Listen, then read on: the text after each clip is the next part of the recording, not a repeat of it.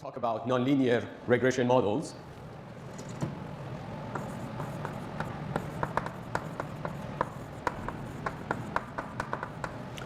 So we already know about some way of introducing nonlinearity to a regression model. So that would be polynomial regression. This is something that we talked about in previous lectures.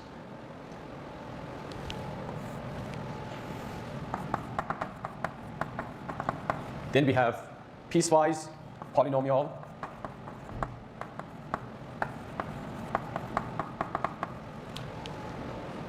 So piecewise polynomial regression allows us to model different parts of the data using different regression functions. Then we have the idea of local regression, which is essentially some sort of weighted least squares model that we fit based on some local information on the data. So we have some sort of window that scans the data, and then for every snapshot of the data, it is fitting one least square model based on some weights according to the data in that window. And this allows us to get nonlinear patterns. We're going to talk about it later. And then we have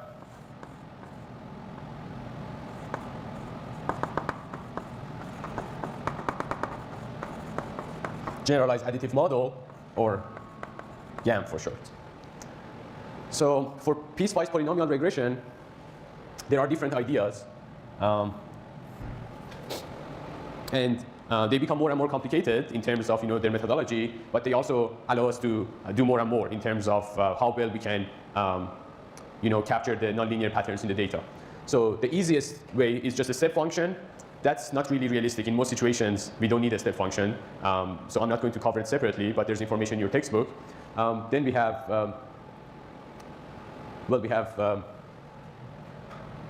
let's say,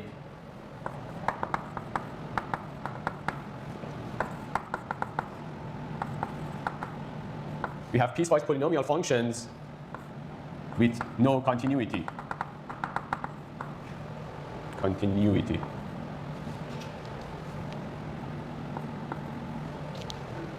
Then we have different ways of considering piecewise polynomials which satisfy some notion of continuity.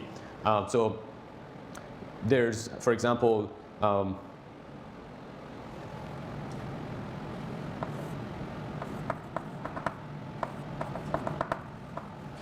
we have cubic splines, for example, and these are piecewise polynomial functions that satisfy continuity in the first order, in up to order of 2, and that's why we call them cubic.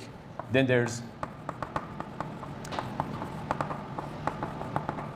natural cubic splines and smoothing splines. So in terms of complexity, they become more and more complex, and they, in terms of their behavior, they get better and better. For example, smoothing splines has more desirable features compared to cubic splines.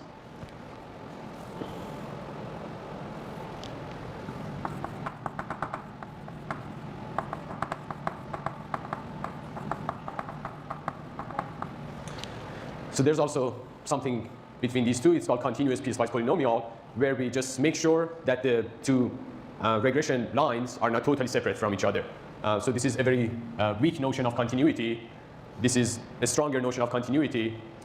This one has the strong notion of continuity because it's cubic, and it also has some desirable properties in terms of extrapolation. It does, provide relatively good estimates at the extremes of the data. And then in smoothing splines, we pretty much have everything that this one has, and the process is sort of automated. This one has, a couple of hyperparameters that we need to tune. This one only has one hyperparameter. So today we're going to pretty much talk about these topics. Any questions before we start?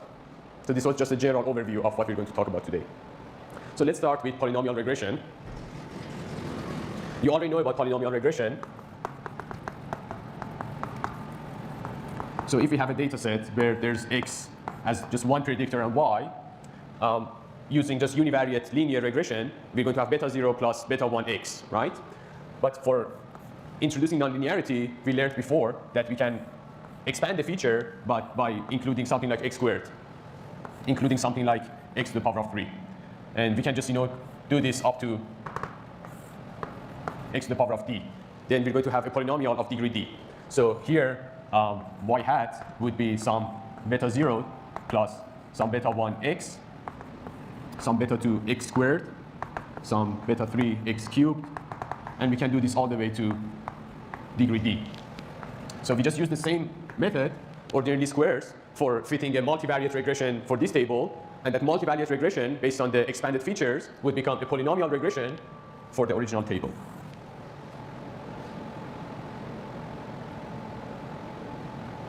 All right, so that's polynomial regression. This is the case where y is some continuous variable. For example, it can be wage, but also we can have polynomial regression for classification. So this is for a regression task.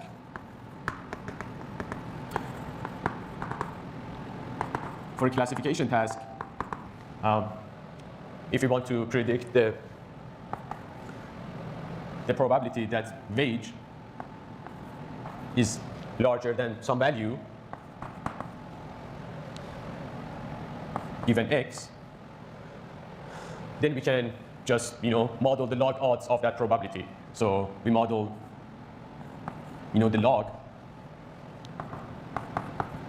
of p hat over 1 minus p hat, and this log could be some polynomial.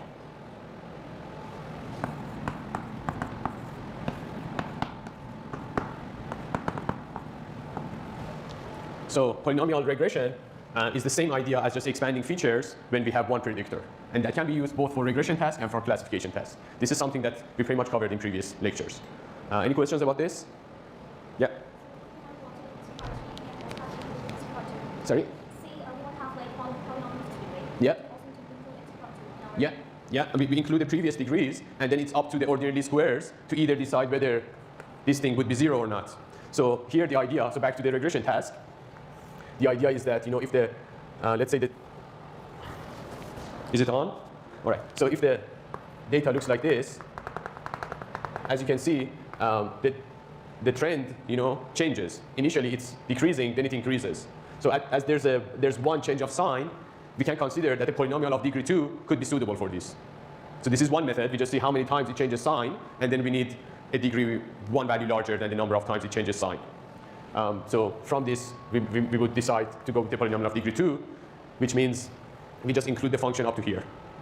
Of course, another idea is using cross-validation.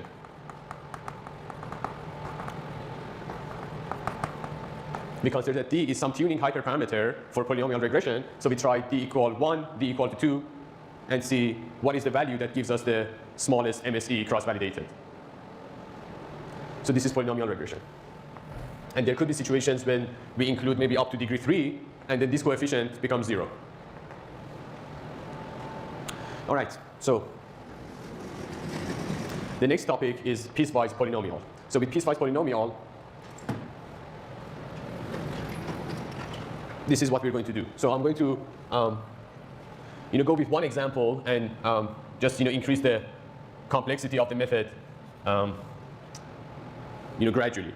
So let's say that the data we have looks like this.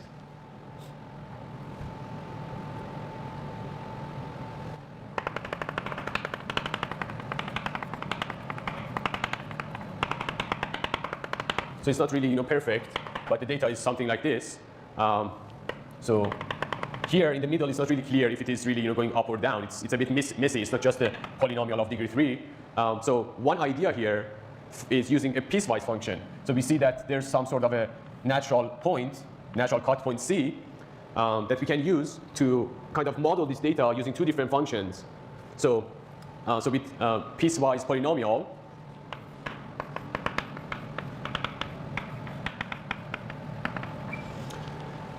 we cut the data based on some cut point.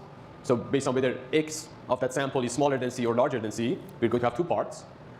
Then we're going to fit one function to the left, one polynomial function to the left. Maybe it looks like this when we estimate its parameters. And then we fit a separate regression function to the right. Maybe it looks like this. So you can see that there's discontinuity because this one ends here and this one starts here. So this is a piecewise polynomial with no continuity. This is the simplest idea.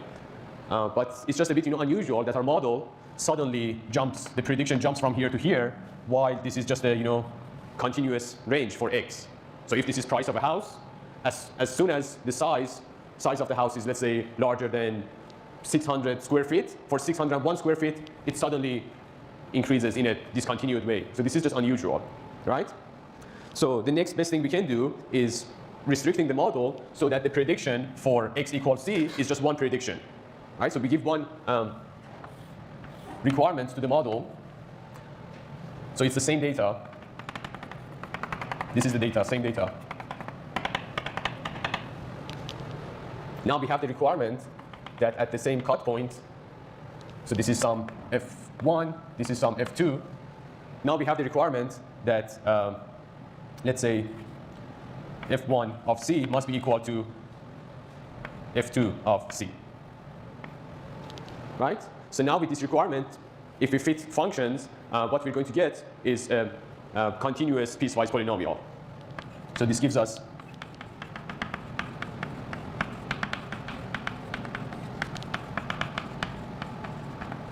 a continuous piecewise polynomial. Why is it continuous? Because here there's only one value for the prediction. So one function would be something like this. Then maybe the other function would be something like this. So here in the middle, you can see that there is some weak notion of continuity, but it is still kind of strange to the eye. It is continuous, but the slope of this curve just changes so suddenly. It was a decreasing slope, then it just becomes increasing suddenly, right? So this is perhaps a bit better than this in the sense that the prediction doesn't suddenly change, but the trend, the predicted trend changes very suddenly. That's why we can do something better than this. So in the next step, what we have is the same data, right? And we're going to enforce more restrictions on how we want the model to be estimated. We want that estimated model. We want that estimated model to satisfy more requirements, not just this constraint, but a couple of other constraints, so that the slope doesn't change suddenly. So we can have these requirements. So let's say f1 of c should be equal to f2 of c, as before. But we also want the first derivatives. We want the first derivatives to be equal and the second derivatives to be equal. So what this is going to give us is a cubic spline. We call it cubic spline because it has 3 requirements, and that polynomial must have a degree of at least 3 for these requirements to even make sense, right? So the result would be essentially the same cut point. This is the cut point c. But what we're going to get is essentially a piecewise function, but this piecewise function is chosen and estimated in such a way that the discontinuity at the cut point is not really visible to the eye. So we are not getting one global polynomial. We still have this idea of getting 2 local models based on the local patterns in this area and the local patterns here. But because of these requirements, here there is essentially some strong notion of continuity, at least for the function value of the prediction, the slope, and even the convexity. There's continuity. That's why we cannot really see the discontinuity. So that's cubic spline, and there are a couple of challenges with this model. So in terms of taking care of this discontinuity, it is good, but the model has a lot of flexibility, because first we need to decide how many cut points are we going to have. It's not necessarily one. We can have more than one cut points. We can have k cut points, and with k cut points, we can put those cut points in different places, right? So there's quite a lot of flexibility. That's why there's a lot of parameters to be tuned. How many cut points and where to place the cut points. So the cut points are also called nuts. So we need to decide on the number of nuts and decide on how to place them. That's one issue. A second issue is that a cubic spline is going to be very sensitive to these let's say outlier values of x. So when you're talking about a house that is very small or a house that is very large, there are not as many data points, right? But with a cubic spline, as this is a polynomial of degree 3, these extreme points are going to kind of impact the extrapolation features of this regression model. So with a cubic spline, the issue in the middle is sort of fixed, but we have issues at the extremes. So at the extremes, maybe this data point here is going to kind of, force the model to go up like this. If it was not for this point, maybe it would have taken a different sort of trajectory, right? So as you can see, a cubic spline is sensitive to the extremes because of its flexibility, and therefore its extrapolation features are limited. It doesn't provide good extrapolations or good estimates at the extremes of the feature value. So in order to improve this, then we have natural cubic splines. So, but before talking about natural cubic splines, here essentially we have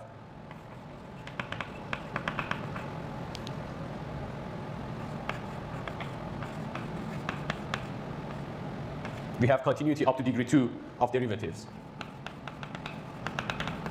So degree 0 derivative is just a function. Degree 1 derivative is this, and degree 2 derivative is this. That's why, the part in the middle, the issue is sort of resolved. Now we're concerned about the extrapolation features. So as it has continuity, these cubic splines at the cut points are smooth, right? Here we have continuity, but there's sort of a rough point here, and here we have discontinuity. So we're just improving what happens at the cut points gradually, right? Here the cut point issue is resolved, but the extremes are still, not ideal. So now with the same data,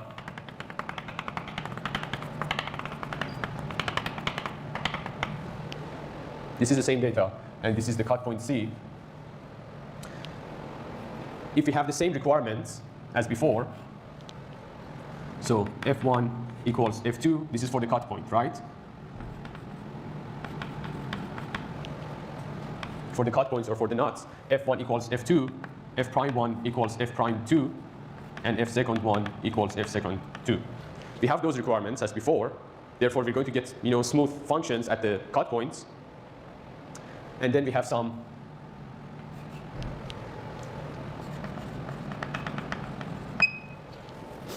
additional constraints. We have additional constraints for the extreme values, right? So for the two sides. So in total, there are 4 additional constraints. Two additional constraints for the left and 2 additional constraints for the right. So we're going to have 3 constraints for every cut point, plus 2 additional constraints for the left, 2 additional constraints for here. And with that, we're going to take care of what we want here, take care of what we want here, and take care of what we want here. So this method is going to give us what we call natural cubic splines. So the result will be very, very similar to this.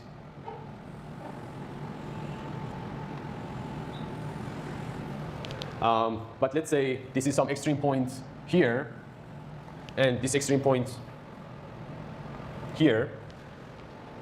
The difference between natural cubic spline and cubic spline is that natural cubic spline doesn't get affected by these extreme points. So it's going to kind of extrapolate sort of linearly. So it just goes with the continuation of this thing here. So it kind of fits, let's say, like this, as if this is a line. So at the extremes, it doesn't get wiggly, which is, an issue with polynomials. As they are flexible, we want their flexibility here in the middle when we have a lot of data and we can kind of restrict the model, but we don't want it to go crazy at the extremes and just move like this to fit to this data point. So this gives us natural cubic splines. Any questions? These 4 constraints, you don't need to worry about them, but because they are quite complicated. But essentially 2 of them take care of this behavior in here so that the function doesn't get affected by this as much as this one kind of bends towards this to fit to it, and 2 of them take care of this part. Yeah, you can check in your textbook if you're interested, but they are mathematically heavy. The statistical software takes care of this for us. So just knowing that we're just adding additional constraints to get a better model, that's pretty much the main takeaway message here. So, but the issue with this is that the process is not automated. So this model extrapolates linearly for the 2 sides. So in this sense, it's good. But as there are many constraints, there are, many hyperparameters. Or there are many choices that we need to make in order to fit a natural cubic spline. So that brings us to the most complicated and most advanced piecewise polynomial regression that we can have, which is called smoothing spline. So with smoothing spline, we're going to have the same desirable properties as in natural cubic spline, but the process is also sort of automated. So this is the cut point C. With natural cubic spline, we also get something just like that one. With respect to the model, it's pretty much the same. It's pretty much the same as the previous model. Can you hear me okay? It's same as the previous model, so this extreme is here, but this doesn't care. It kind of continues linearly. And let's say this extreme point is here, but it doesn't really bend. It extrapolates linearly again. So it's very similar to that, but it only has one hyperparameter. That one hyperparameter is some lambda that we call roughness penalty. So you might be wondering, how do we get this magical thing which has the flexibility we want, takes care of all the desirable properties, and the way that it is fit is somewhat automated? Well, the objective function that we need to minimize to fit a function like this, the objective function is minimizing residual sum of squares plus some lambda, which is the roughness penalty, times some mathematical function, which is some integral of the second derivative of function g. Function g is like, we have like sets of, let's say, all the possible functions, right? G is one function from this set. We want to find function g. This is function g. Function g, what it does is finding a sort of a trade-off between RSS, between minimizing RSS and minimizing roughness. So this integral in here is adding up different components of roughness for different cut points. So the second derivative would be 0 if there's no, if there's no nonlinearity. So this part is trying to push the nonlinearity. This part is trying to push linearity. If lambda is large, then this part doesn't matter, and what we get is going to be just one global linear regression function. If lambda goes to infinity, only the second part matters, so we would only care about linearity, so we get a linear function. If lambda is 0, we care about RSS, so we can actually minimize RSS to 0 if we use one unusual function that just visits every single data point. So minimizing this is going to give us a very nonlinear function that just goes up and down and makes sure to visit every single data point, and therefore makes RSS 0. So when we have both of them, and the value of the roughness penalty is tuned properly, we're going to get a trade-off between RSS and between roughness. Therefore, we get a model that is flexible. It can have nonlinear patterns, but there's a cost for every nonlinear pattern. Yeah? What's like the downside to smooth splines? There's really no downside. I think if we want to decide between these, we would only go with smoothing splines. But in order to understand what smoothing splines is, we need to gradually see what we want to have and how we can achieve it step by step. Yeah? About knots. So like in 2 dimensions, that makes sense to me. But like, what if you have multi-dimensional data and you can't really plot it? So how would you identify those knot points? So here knot is just x equals to something. Is like x equals to c. In higher dimension, it would be some, higher dimensional, vector, x being equal to c sub p if we have p dimensions. How do you know you have a knot in the first place? Do you have a huge data set? The software takes care of this for us. When we use this, the knot selection and knot placement is automatic. So your question is valid because whenever we try any of these, that is an issue because there are many hyperparameters, including deciding, there are many decisions, not just hyperparameters, deciding how many cut points to use and where to place them. But in here, we just decide on lambda, which is something very similar to the value we have in ridge and lasso regression. So we can use cross-validation for it.